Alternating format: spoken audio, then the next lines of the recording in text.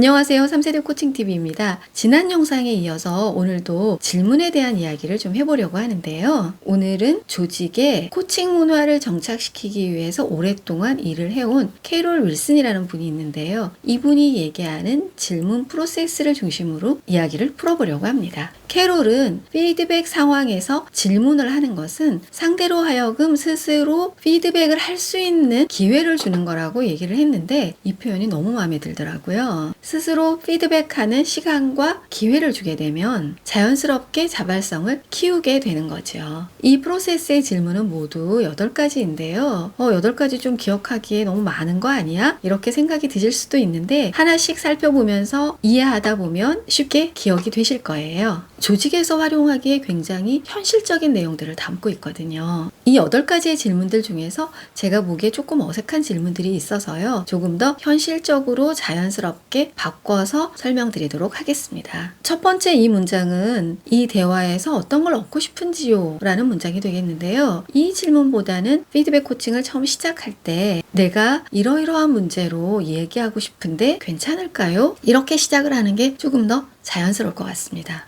피드백을 시작할 때 가장 먼저 상대방을 배려하는 질문을 던지는 게 필요한데요. 이건 예전 영상에서 제가 우리 뇌의 작용 때문이라고 설명을 드렸던 적이 있었어요. 우리의 뇌가 부정적인 상황에서는 싸울 거냐 회피할 거냐 이거를 결정하느라고 에너지를 쓴다는 겁니다. 그래서 이럴 때 이렇게 상대를 배려하는 질문을 던지면 이 뇌가 긴장된 상태에서 좀 더 편안하고 안정된 상태로 된다는 겁니다. 내가 주는 피드백을 받아들일 수 있는 준비를 시작하게 되는 거죠. 두 번째 질문은 이번 일을 통해서 어떤 걸 알게 되었냐는 질문입니다. 이 질문을 할 때 주의하셔야 될 게 있는데요. 이 일에 대해서 어떻게 생각하느냐고 묻지 않는 거예요. 어떤 차이가 있느냐고요? 어떻게 생각하느냐고 물으면 거기에 평가가 들어가는 거잖아요. 그래서 되도록 중립적으로 질문을 하는 거예요. 어떤 걸 알게 되었느냐는 질문은 평가가 들어가지 않은 중립적인 질문인 거잖아요. 그리고 여기에다가 추가로 지금까지 일 진행이 어떻게 되어 왔나요? 라고 하면서 과정을 더 물어보는 것도 좋을 겁니다. 세 번째 질문은 이번 일에서 잘된 부분이 어떤 건지를 물어보는 거예요.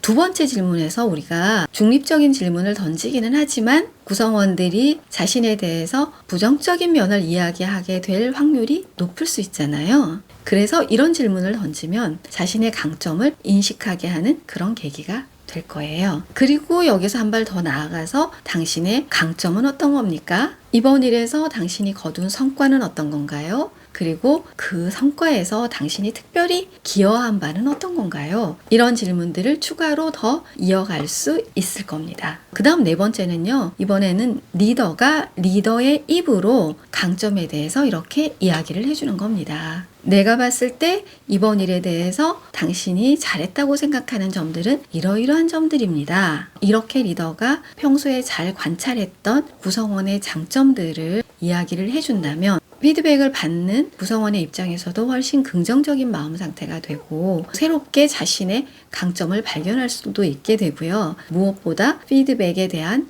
수용도가 올라갈 거예요. 피드백은 내가 아무리 잘 준다고 하더라도 받는 사람이 그것을 수용하지 않는다면 변화와 성장으로 이어지지 않는다는 걸 제가 예전 영상에서도 여러 번 강조를 해드렸는데요.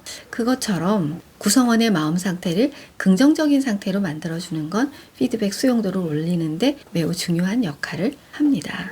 지금까지 4개의 질문이 현재 일어난 상황을 함께 들여다보는 피드백의 과정이라면 이제부터는 이제 봤으니까 어떻게 할 건지로 나아가는 질문을 던지게 되는데요. 만약에 다음에 또 이 일과 비슷한 일을 하게 된다면 어떤 것들을 다르게 해볼 수 있을까요? 라는 질문을 던집니다. 이 1, 2, 3, 4, 4번의 질문을 거치는 동안 구성원의 마음 상태가 긍정적이고 편안한 상태가 되었다면 그 상황에서 이 5번째 질문이 들어간다면 마음 상하지 않고 편안하고 담담하게 그리고 또는 오히려 힘있게 자기 이야기를 할 수 있을 거예요. 이제 6번째 질문은요. 5번 질문에 대한 구성원의 답을 들은 다음에 좋아요. 당신이 말한 그러한 것들을 시도해 본다면 어떤 점들이 달라질까요? 라고 다시 한번 질문을 던지는 겁니다. 지금 상황을 매우 객관적으로 볼 수 있게 하는 그런 질문이 될 거예요. 그리고 여기에 이런 질문들을 덧붙여도 좋을 겁니다. 그 일이 그럼 다른 사람한테는 어떤 영향을 미칠까요? 그 일이 이루어진다면 어떤 모습이 우리 앞에 펼쳐질까요? 이렇게 해서 그 구성원이 말한 새로운 시도가 더 확장되고 현실화될 수 있도록 도와주는 겁니다. 그 다음 7번째, 그 구성원의 이야기를 들은 다음에 리더의 의견을 보태는 거예요. 그 의견에 보태서 내 의견을 하나 더 얘기해도 좋을까요? 이렇게 얘기를 하는 겁니다. 이 7번 질문이 피드백을 할 때 리더들이 가장 많이 하고 싶어 하는 이야기죠. 그런데 그 이야기도 이렇게 질문으로 던진다기보다는 바로 그냥 리더의 생각을 이야기하잖아요. 제가 지난 영상부터 계속 강조해오고 있는 대목인데요. 내 의견을 얘기하고 싶을 때 내 의견은 이거야 라고 바로 얘기하지 않고 내 의견을 얘기해도 될까요? 라고 허락을 구하고 있는 겁니다. 그리고 나서 정말 가장 하고 싶었던 그 이야기를 이제 하는 거예요. 여기까지 오는 동안 구성원의 마음의 문이 조금씩 계속 열렸을 거거든요. 그랬기 때문에 이제는 리더가 정말 하고 싶은 이야기, 조언을 해도 먹힌다는 겁니다. 8가지의 프로세스 중에서 리더가 피드백할 때 가장 하고 싶은 이야기를 하는 순서가 7번째에 있다는 거. 그것도 바로 의견을 이야기하는 게 아니라 질문을 던져서 허락을 구한 다음에 한다는 거. 이게 이 8가지 프로세스의 핵심이라고 생각이 듭니다. 그 다음에는 이제 8번째로 이제 앞으로 구체적으로 어떻게 나갈 건지, 우리가 이런저런 이야기들을 나눴는데 앞으로